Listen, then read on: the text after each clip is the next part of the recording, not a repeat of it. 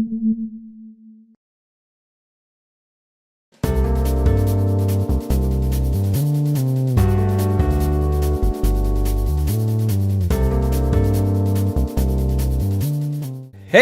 everybody, what's going on? Your host LovelyCheesePizza here. We have one more of these races to do, and then we're done with them for a little while. And I mean that in the sense of tournament races. I don't mean in the sense of me playing this game. I want to get out of the tournaments.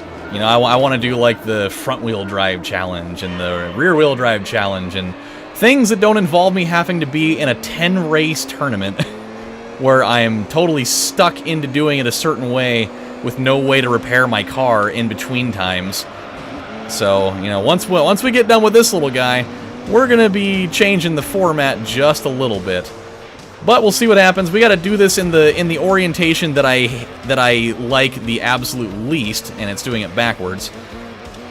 But you know, we actually had quite the surprise last episode where we actually did really well. I would have anticipated we were gonna get slaughtered in Côte d'Azur, but especially with them adding an extra 5 laps onto it, that was kind of messed up. But you know, we hung in there. We took our lumps, and we ended up coming out, you know, way better than I would have anticipated, and we got second place.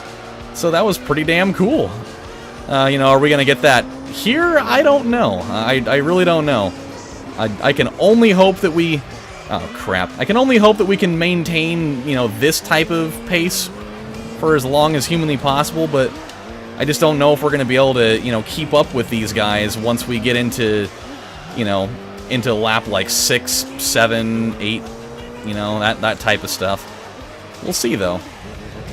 I say if we can keep this thing competitive, you know, up through lap 6 or so, somebody's got to go in the pits. I don't know who it's going to be. I don't know if we're going to have another situation, you know, like the previous races where the guy that ultimately wins the race ends up not going and taking a pit stop at all. I don't really know what to expect out of that, but I'm gonna try my best to hang with the big boy. So it's gonna be me versus GT Sport, probably followed up by the 787B, because he always seems to be the guy that's there, you know, making my life a living hell one step at a time. Yeah, I don't know how they do that turn as well as they do. But we can bumper cars this thing a little bit. That's not really the way that I planned on. Come on. Okay, no more bumper cars on that turn. That's just not a wise idea. And now that might even, for all I know, that might even be the moment where he just pulls away from me. He's like, haha, you're stupid, it didn't work, and now I'm gone. Which looks like that's the case. Shit. Anywho, let's while we're trying to, you know, reestablish a little bit of our standing here, let's talk about something. Since we're in the middle of, you know, we're in the heart of the holiday season, there's always going to be people that are going to try to, you know, burglarize places in the hopes of getting their hands on some additional holiday cash because they're assholes and, you know, they don't deserve nice things. And, but there's always going to be somebody that's going to try to do things in an excessively stupid way, which I don't think is really a product of the holidays. I think it's just people are fucking dumb. And so what happened here was there's a guy in California, I guess this happened either today, it was reported, it was published today, but it might have happened last night, that's what I'm going to guess, is this guy. And I don't know why he decided to do it to a business, but anywho, so he decides that he's gonna rob a place to try to get whatever he's gonna get. And instead of doing what the average two-time and crook would do, where, you know, they would, bust through the front door, or they, break a window, or pick a lock, or, drill in through the floor, like some crazy, secret agent type of thing would turn out to be, this guy decides to take the road far less traveled and tried to channel his inner Santa Claus and tried going in through the chimney. I don't know what business this was. I don't know a lot of businesses that have chimneys, but he did it. He decides he's going to go in through the chimney so that he can, try to get in there, unseen or whatever. But in the process of doing that, this piece of garbage totally gets stuck in there. He just gets stuck, and I think it's amazing. I think that's perfect. So he gets lodged in there. He can't get himself out, and but he's able to maneuver himself around just enough that he can grab his cell phone and, you know, call 911 and be like, "Hey guys, this is gonna be kind of awkward, but you know, I was trying to break into this place and I got myself stuck in the chimney. So if you're not too busy today, do you think you'd be able to, you know, come on over and pry me out before you ultimately throw me in the back of the paddy wagon, or I could go sit in the tank overnight with Bubba and Squid Arms McGee before they make me their flimsy bitch this evening?" Because you know, I'm thinking that's probably where I'm going to be going tonight. So, you know, I'm just trying to get myself prepared. So I guess they go there and they get him out of the hole, and, you know, they end up arresting him for, you know, for attempted burglary and whatnot. Oh, it's the devil's seed. Oh no, the mark of the beast. That's who's been driving the GT1 this whole time. Lucifer's been behind the wheel. Oh no. Wow, he tried to do what I tried to do to him. He went for the knockout punch there. Wow, he went for the haymaker and he didn't get it. And that actually afforded us a little bit of a lead. Yeah, actually not even in first place anymore. Or he's not even in second anymore. That's been overtaken by someone else. Damn, that was a wild move.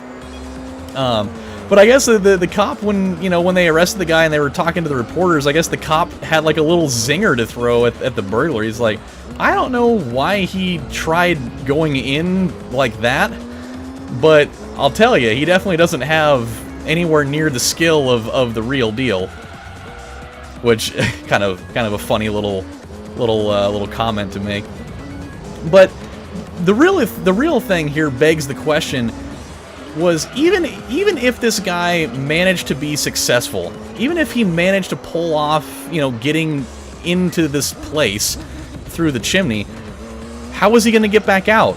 I mean, was he just going to open up the front door and casually walk out while the alarms are squealing at warp 50? Like, is that what he was planning on doing? Or was he going to, you know, steal whatever he was going to steal and try to implement some sort of crazy, you know, Ninja Warrior caliber thing and, you know, try to scale back up the chimney, you know, the way that he came in and do this amazing deal? Like, what? I have so many questions. Like, what was so important in this business that he felt like he needed to break in such an obscure way? I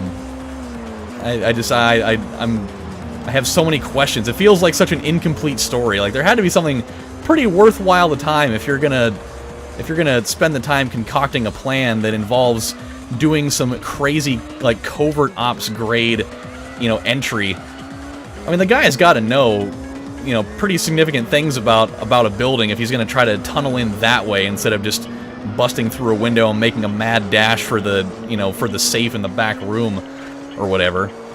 I'm kind of unclear on the semantics of all that. But yeah, what do you do? It just the whole thing was kind of funny. Okay, here we go. We're making our way here.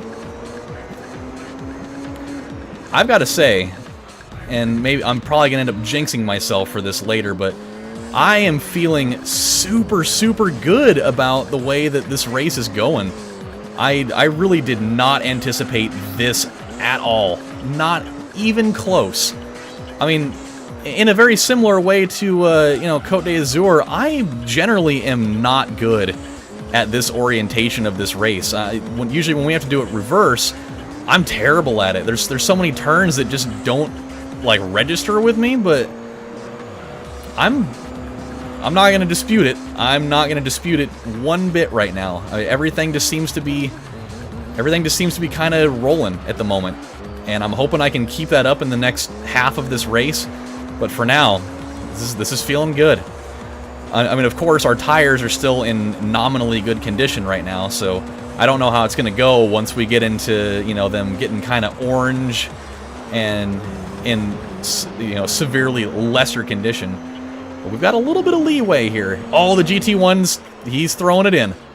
He's effectively throwing in the towel for this race right now. He's not going to be a factor here anymore. So now it's between me and Whitey Ford. If that's even a Ford that he's driving, I don't know what he's actually. I don't know what rig he's blasting right now. But we've got a nice little Michael buffer here. As long as we don't have a moment where we do something just idiotic and dumb, then I think we're gonna be okay. Just kind of trying to channel some of my own, oh boy, some of my own heavy concentration here. By the way, totally got to go to I went to a Christmas party last night out at my Aunt Julie's house. Super cool place, man. It was actually kind of cool, and it's also a sign of the times that I'm definitely getting older. Every year, my Aunt Julie has a Christmas party where it's always been, you know, just for the adults. You know, the kids were never allowed. It was just one for, you know, for the adults. And so they go there and they'd have a really nice dinner, and they'd drink, and they'd do, you know, games and, you know, white elephant type of stuff, and it would just be this, you know, cool little outing for just the adults to get, you know, to get away from the kids essentially. But, you know, now that I'm almost 30, you know, I'm definitely old enough to where we kind of are allowed to be in that type of setting. And so it's the first year that I got to actually go to this party, and it was fun. Michaela and I both went, and we were actually the only people, we were the only ones there that were, you know, that were young people, essentially. It was basically her and I and my parents and my aunt and her boyfriend, and my Aunt Lisa came to visit from South Carolina, and so she was there, and so it was a nice little intimately small group of people. And you know, we were kind of anticipating that, like, my brother and his wife were going to be there, and like my cousin was going to be there, but it was just us and, you know, the older adults. But it was fucking fun, man. We enjoyed it. We had this super awesome prime rib dinner. It was amazing, dude. Oh, anytime I can get my paws on some prime rib, I am good to go. So we got to do that, and you know, we were listening to music, and, you know, we got to do, you know, we did some kind of party-ish kind of games, and it was pretty nifty. And we did the white elephant gift exchange, which I ended up getting. I'm kind of excited to use it. I've seen people get this same gift numerous times. It's like almost exclusively a white elephant style gift. But it's like that, and you can see it at, like, I think Target and, like, Walmart and, like, every department store like that always seems to have it. It's like that 50s, uber retro, like, hot dog toaster that's got, you know, room for 2 hot dogs and 2 buns in there. And I totally got that gift. I remember, you know, the last few years of Christmas parties where we did black elephant. It's the opposite. Doing white elephant, somebody always would bring one of those, and at one point or another, I was always stuck with it. But, you know, via the exchange, you know, protocol and whatnot, I would always end up, you know, getting rid of it before I'd be stuck with it. But this year, you know, because the structure of the game was a little different, you know, you didn't open the present. Oh no! Oh no! Oh no! Oh god! No! God, no. Okay, well, there's our one moment of stupidity, but luckily we had built up so much lead that we're still okay. This is good. So yeah, I ended up getting stuck with the damn thing, but it's super fun. I mean, I love hot dogs, so I'm super down with it. It's not like, you know, everybody that kind of ended up getting that toaster, they was like, man, damn it, I don't want this thing. Like, I'm never going to use it. It's like, why wouldn't you use it? Using a hot dog toaster, I'd have to imagine is a monstrous step up from, you know, boiling the water and, you know, basically creating a Limp Bizkit album in the meantime. I just, the whole hot dog flavored water thing is just, ugh. I think I also read somewhere that hot dog water is actually supposed to be good for you, and not like I would ever, you know, spend any significant amount of time in my life ever ingesting any of that, because it just sounds disgusting. I love hot dogs, but the water, ugh. I mean, that, you might as well Like, I wouldn't be surprised if, you know, if at, like, Guantanamo Bay, you know, they weren't using that as something to waterboard people with. Like, hey, we ain't using regular water. Here in America, we're using hot dog water. Oh, you thought it was bad before, you ain't seen nothing yet.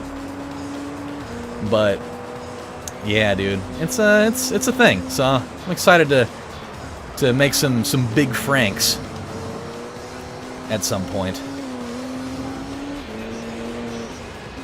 2 laps to go. Still looking pretty good, even despite slamming into the wall at a very, very, you know, alarming pace that probably would have sent us to the hospital. Going, well, we were probably going, at the moment, probably going a solid 100 miles an hour.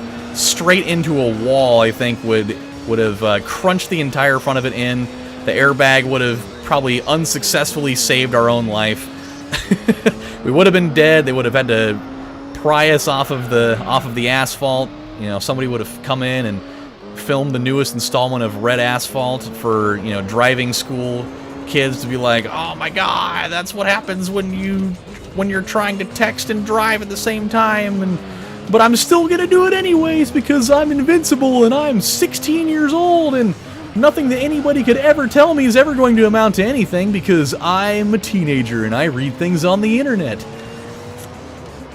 Okay, that XJ220 has been in the pits twice now, I think. What a poor soul. He's having a rough go out there.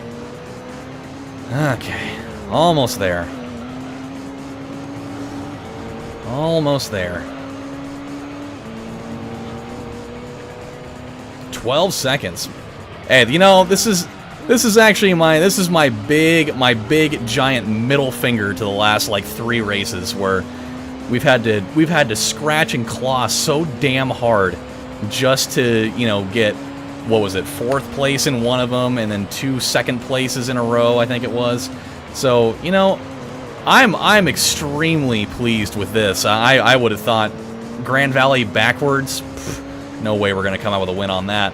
And not only to win, but to do it in a pretty emphatic way. You know, it certainly isn't going to make up for that absolute abomination of the 1 minute plus loss. That will be forever stamped on my gamer's headstone that I lost a race against the AI in Gran Turismo 3 by over a full minute using a car that probably had the most available horsepower out of all of them in the competition, and I just got wrecked. But to be able to come back like we have and, you know, claw out a really hard 2nd place in Côte d'Azur and, you know, do fairly well in the race following in, what was that, in Tokyo R246, I think we did really well there. So, you know, calling them up and giving them the double middle finger, I think we're good. So, you know, for being vastly diminished, Mr. Viper, Mr. Vic Viper from Gradius, I think that you performed absolutely scintillatingly. It was a marvelous performance. What a performance! What a performance! 16 seconds. Can we make it 18 seconds? Can we make it the legal age in seconds? She's ready, she's willing, and we have won by maybe 18 seconds? Probably not. I don't think we would have been able to punch that up over a full second in that span. Or did we? Come on. Come on. Tell me what we've won, Johnny. Tell me what we've won at the very end of it all. 18! We did it! Yeah! 18009. Oh, we are legal. Barely, no less. We are barely legal. Wow, the GT1 got 4th. And the 787B just didn't stand a chance. Did that XJ220? So he actually had a decent finish in one of those races. I was going to say, I hope that he didn't get last every single time. That would have made me kind of depressed. But that's neither here nor there. We got 1st place. That is awesome. That's going to at least make our winning percentage look a little better, since we were able to get one out there at the end. And, my friends, we have won! We have won the championship. We get our prize car. What's it going to be? How much should we get here? 250? 250, alright. I love that part of that trophy is the water coming out of that, or the champagne. It's kind of cool how they made that. Just like probably bend in some, you know, blow some glass and, you know, mold it and shape it like water. Pretty cool. What do we got? What are you gonna give me? Give me the one with the spoiler over there. Ooh, what is that? I am not familiar with that car. I probably have like a Hot Wheels version of this car somewhere. That's kind of what it looks like. It looks like one of those uber generic Hot Wheels just race cars. I wonder what it is. Let's go see what it is real quick. We're pretty much out of time, but I want to see what our prize was. An R390 GT1 road car, 352 horsepower. Yeah, I'm almost positive. I'm almost positive that I have had this car before. Not in this game, just you know, as a miniature somewhere. I still have my Hot Wheels collection, believe it or not. It's somewhere packed away. 88%, not bad. 53% completion, also not bad. So, my friends, we are actually really quick. It's been a long time coming for Mr. Viper here. That man, that man deserves. He deserves a fine oil change. I mean, look at that oil. It is just, it's gunk. It looks like almost like stone ground mustard. And we'll give him a car wash. We're heading to the car wash. You raced us 10 great races, yeah. Fantastic. Okay, now we'll go and save real quick. And we're gonna call it good for this evening. I've filmed a few things consecutively tonight. My voice is starting to strain a little bit. So I think when we come back on the next installment of Let's Play Gran Turismo 3, we are going to move into a different challenge that is going to involve us not doing a tournament challenge. I don't want to deal with them right now. I want to have the freedom of using different cars. I'm sure you guys are probably wanting to see me use different cars that aren't the Viper. And so when we come back, we'll do that. But until then, this is your host, Lovely Cheese Pizza, saying thank you guys for watching, and have a good one. Bye, everybody.